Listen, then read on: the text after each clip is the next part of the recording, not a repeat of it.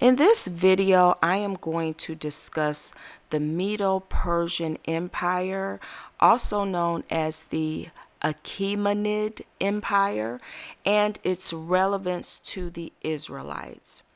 Now, to help you envision how these Persians looked during this time, there is a well-known artifact. The artifact has a few different names. If you Googled Elamite soldiers or Persian warriors at Susa, this artifact is going to come up, and it's held at the Louvre Museum. To help you envision how the Israelites looked, that's not hard either. Murals and the paintings that are inside the pyramids, then you will have a good idea of how the ancient Israelites looked, because the Egyptians were frequently mistaken for Israelites and vice versa. There are also numerous scriptures describing the Israelites, the Messiah, Yeshua. Some people pronounce his name Yahweh. He is described in the first chapter of Revelations, verses 14 and 15, as a dark-skinned man with white woolly hair. And he was from the tribe of Judah, and the southern kingdom was in captivity during the Medo-Persian Empire. So those were his people.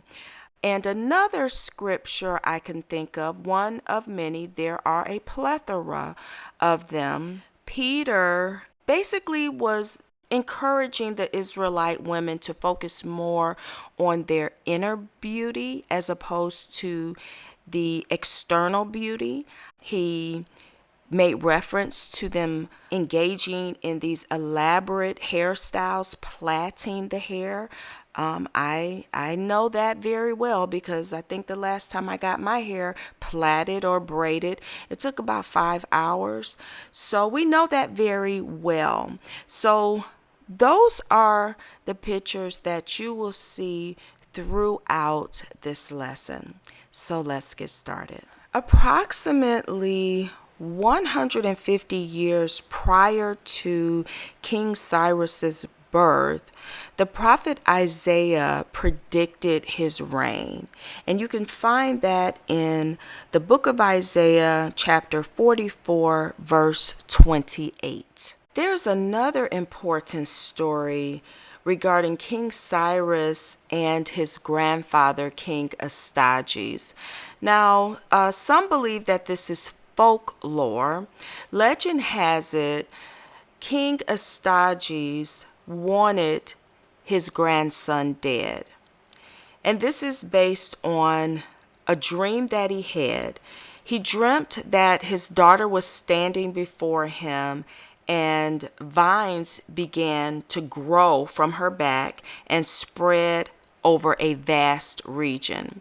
The dream was then interpreted as his daughter giving birth to a boy who would grow up and dethrone him. And Cyrus's father was of Persian nobility, so that really posed a threat. So he ordered Cyrus, his grandson, to be killed, but like Moses, his life was spared. The Cyrus cylinder has an inscription on it that states King Cyrus's policies. One of the policies is that of repatriation of displaced people, and this aligns with the southern kingdom, the kingdom of Judah, because they were displaced from Jerusalem during this Medo-Persian Empire. And so this artifact was acquired around 1880 and is currently being held at the British Museum. Now, there are two other family members that are important to note, and that is his daughter, Princess Atossa, and his uncle, King Darius the First. So let's start with King Darius. And Darius the Median took the kingdom, being about 62 years old. So he was 62 years old. Chapter 6, verse 1. It pleased Darius to set over the kingdom 120 princes, which should be over the whole kingdom, and over these 3 presidents, of whom Daniel was first, that the princes might give accounts of them, and the king should have no damage. Then this Daniel was preferred above the presidents and princes because an excellent spirit was in him, and the king thought to set him over the whole realm. And so this is where the story of Daniel and the lion's den is introduced, because you have these other high officials who become very jealous of Daniel. So they plot to take him down. We know what happens with Daniel being thrown into this den of lions. He survives the entire night, and King Darius takes the accusers of Daniel along with their wives and their children and throws all of them into the lion's den. And the lions had a feast. And from this, King Darius decreed that Daniel's God was the true God. So let's talk about King Darius's love life. Who did he marry? He ended up marrying his great niece, King Cyrus's daughter, Princess Atossa. And from this union, King Xerxes is born. So for you movie buffs out there who enjoy watching the movie 300, I've never seen it personally, but I know it's a popular film. The Persian king that is showcased in this movie is King Xerxes. We could actually read him in the scriptures. You will find him in the book of Esther, chapter 1, verse 1. Let's read. Now, before I read this verse, I have a little gripe to make. I don't understand why Esther's book, why I have to go further back into the Old Testament, because what I'm about to read now about King Xerxes happened after Daniel. So why are we going backwards? But I also have to ask, why were certain books removed from the King James Bible? Like, why would they remove the Greek history? It just doesn't make any sense. You just can't remove a significant portion of history and then things are just still supposed to make sense. This right here doesn't make sense. Esther should come after Daniel. But anyway, verse 1. Now it came to pass in the days of Ahasuerus, this is Ahasuerus which reigned from India even unto Ethiopia, over 127 provinces. So just to give you a little bit of backstory, we know that Queen Vashti had a very bad attitude, and he deposed her for her foul attitude. And that gave Hadassah, who later became Queen Esther, the opportunity to become queen and reign and save her people.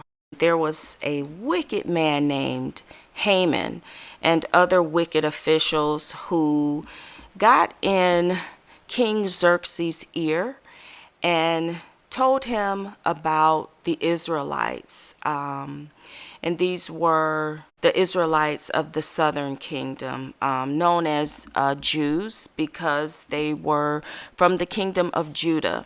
He convinced the king to make a decree to kill off these Jews and to take their possessions as a prey. King Xerxes agreed, and it was so. Queen Esther was beautiful inside and out. and she found favor with King Xerxes. And he wrote an opposing edict that the Israelites could fight back and destroy their attackers and take their possessions. And when that day came, the Israelites slaughtered over 75,000 people. This victory resulted in the high holy day known as Purim. Now, when I was growing up in my Christian home, I never heard of Purim. I always heard about Christmas, but I never heard about Purim. And that's very important.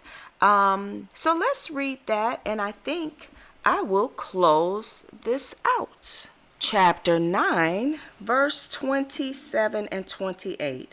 The Jews ordained and took upon them and upon their seed and upon all such as joined themselves unto them, so as it should not fail, that they would keep these 2 days according to their writing and according to their appointed time every year, and that these days should be remembered and kept throughout every generation, every family, every province, and every city, and that these days of Purim should not fail from among the Jews, nor the memorial of them perish from their seed.